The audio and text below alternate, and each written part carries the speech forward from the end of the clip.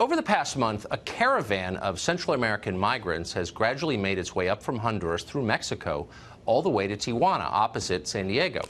At one point, Mexican authorities claimed they broke up the group, and American media, of course, dutifully reported that they did. But they didn't. That was just a PR gesture, and a temporary one. In fact, during parts of the trip, Mexican police escorted the migrants northward. In other words, the Mexican government abetted illegal immigration into this country, as it has done for many years.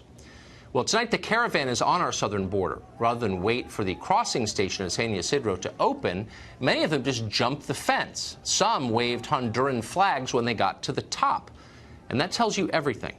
When you arrive in a country to contribute to it and to assimilate into its culture, you don't wave the flag of a foreign nation. That's when you do in triumph when you invade a country. According to Border Control, at least one member of the caravan has already admitted to being a member of MS-13. All of this should worry us. There are only a few hundred people in this caravan, but there are billions more around the world who live amid violence and poverty, and virtually every single one of them would like to relocate to San Diego.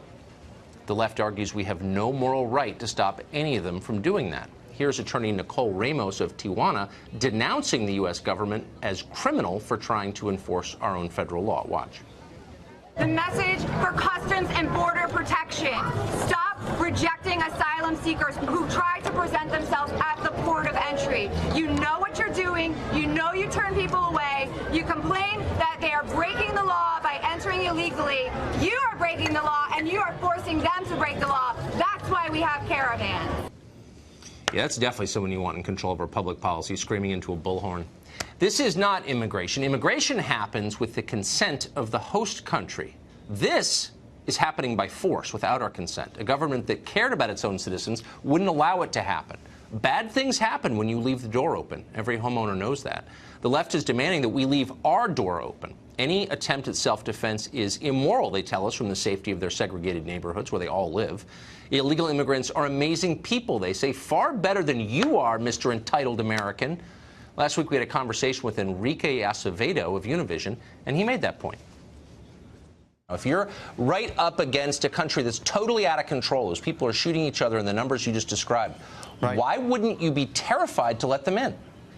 Well, I think you're not getting the criminals. You're getting the best of Mexico, the people who are willing to work 2 or 3 shifts a day, the people who are law-abiding citizens and are proactive enough to try to provide a better future for their family, the people who are fleeing that violence. That's what you're getting, not rapists and criminals like President Trump suggested. But we don't know that, of course, because we have more than 10... No, actually we don't.